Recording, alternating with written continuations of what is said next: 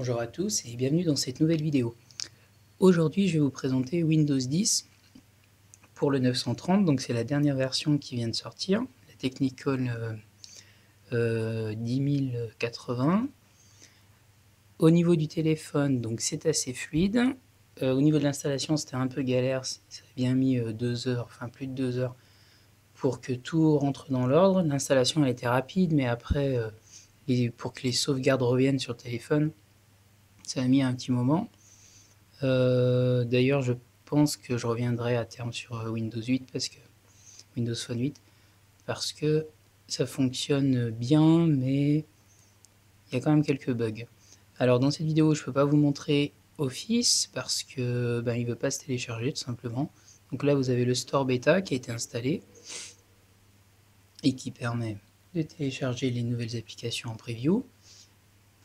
Ce qui se passe, c'est un peu long. Le clavier marche très bien.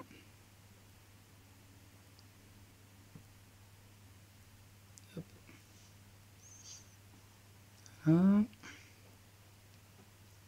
Propose de l'installer, mais après ça reste sur working en fait, donc on peut pas le récupérer pour l'instant. Quoi d'intéressant à vous montrer? Alors si vous regardez dans la disposition, pour ceux qui sont vraiment habitués, moi j'ai vu tout de suite, au niveau de la largeur, en fait, maintenant ça prend vraiment toute la largeur. Alors j'ai plus d'éléments de comparaison pour regarder avec l'ancien téléphone, mais au niveau des tuiles, l'espace a été plus restreint, et donc ça donne quelque chose de plus dense au niveau de l'écran, ce qui est pas mal. Il y a juste le souci que toutes les tuiles sont pas transparentes, mais bon ça viendra à terme. Et alors au niveau de la transparence, on peut la régler dans les paramètres, mais à chaque fois que je le fais sur le 930, ça le fait bugger. Donc je vais pas faire de test avec vous. Qu'est-ce que je peux vous montrer? Alors ici, vous avez déjà dû voir ces améliorations. Au niveau de la liste des paramètres, alors il y a beaucoup d'anglais qui est revenu. J'ai vu qu'il y avait des personnes qui demandaient sur mon Windows Phone si le système était en français. Oui, il est en français, mais il y a quand même beaucoup de choses en anglais. Personnalisation, tout ça vous l'avez vu en fait dans tout ce qui est fuité sur internet. Au niveau de mon ressenti, le téléphone fonctionne en tant que téléphone. Si on veut aller sur internet, il fonctionne aussi.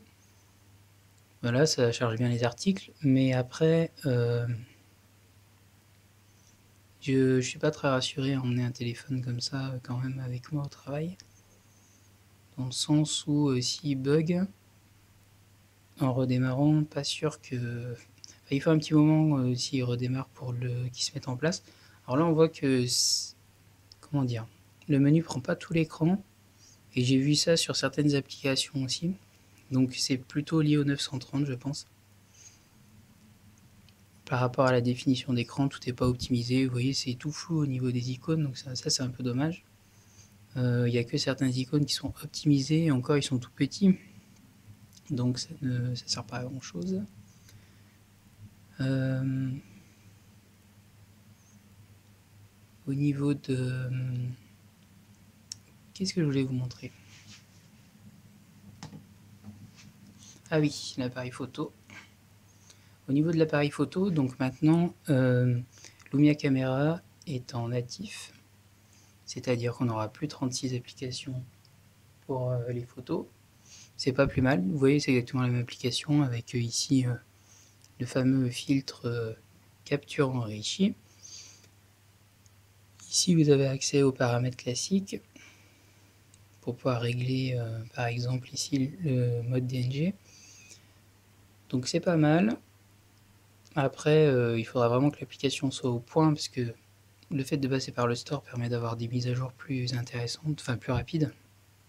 Alors que si on est en natif, il faut attendre chaque grosse mise à jour de l'OS, ce qui est moins réactif.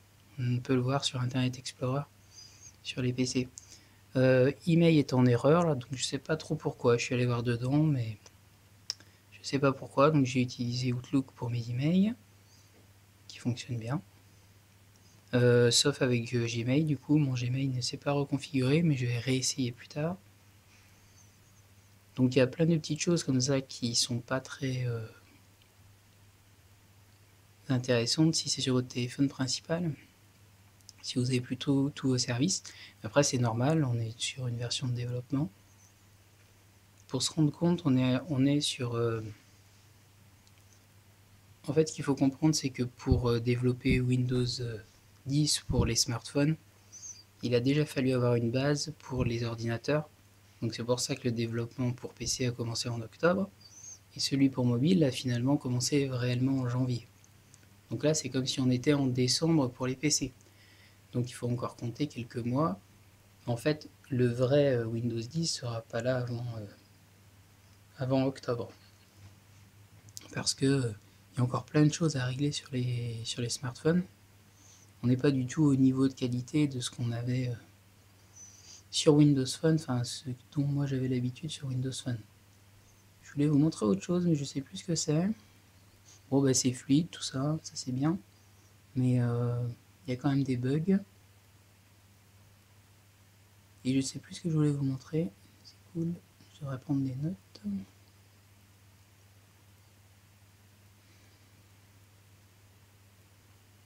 Oui, il y a une petite application pour faire remonter les informations, mais je ne sais même plus où elle est, ici, voilà. Hop, hop, feedback. Alors ce que j'ai bien aimé par rapport à celui pour PC, c'est que là c'est un peu plus rapide, même si j'ai parlé un peu trop vite. Et il y a des petites choses intéressantes. Bon, la carte SIM, ça c'était la dernière fois.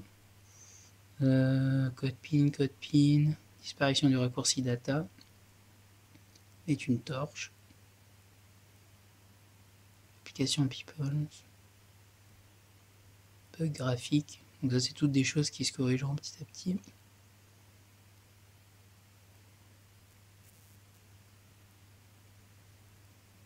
Accusé de réception. Donc, il y a plein de bonnes idées. Pour ceux qui n'ont pas envie de faire Pour ceux qui n'ont pas envie de faire la mise à jour mais qui ont quand même des bonnes idées, vous pouvez les mettre dans les commentaires et je les ferai remonter via l'application. Parce que c'est maintenant qu'il faut faire remonter toutes ces informations et pas quand l'OS sera fini. Ah oui, j'avais vu sur internet sur 2 ou 3 vidéos de présentation de l'OS, mais qui n'étaient pas sur des forums spécialisés dans Windows Phone, qu'il n'y avait pas d'application YouTube et que du coup, en gros, comme il n'y avait pas d'application YouTube, ça valait pas le coup de venir sur Windows Phone. Je voulais juste en profiter pour ces personnes-là. Moi, j'utilise par exemple cette application actuellement. Et quand vous cliquez dessus, il y a tout. C'est-à-dire qu'en premier, vous allez avoir mon abonnement. Par contre, c'est vrai que j'ai pas testé l'application depuis que j'ai passé sous Windows 10. C'est beaucoup plus réactif normalement. Donc là, j'ai mes abonnements en fait. Donc j'ai direct accès à toutes les vidéos sur lesquelles je suis abonné. Ensuite, ici, vous avez accès à tous les menus qui sont dans le menu classique de l'application officielle. Donc ça va très vite. Là, vous avez ce que vous avez sur Internet, parce qu'il y a la mode en ce moment sur Internet, on va dire. Là, vous avez par thématique. Et là, je ne sais pas. Mais en tout cas, l'application, elle est vraiment complète. Et j'ai pas vraiment besoin d'une meilleure application pour l'instant. Je vais mettre une vidéo sympa, mais pas grand chose. Hop. Ah, hop. Tout ça pour vous dire que tout fonctionne très bien sur cette application.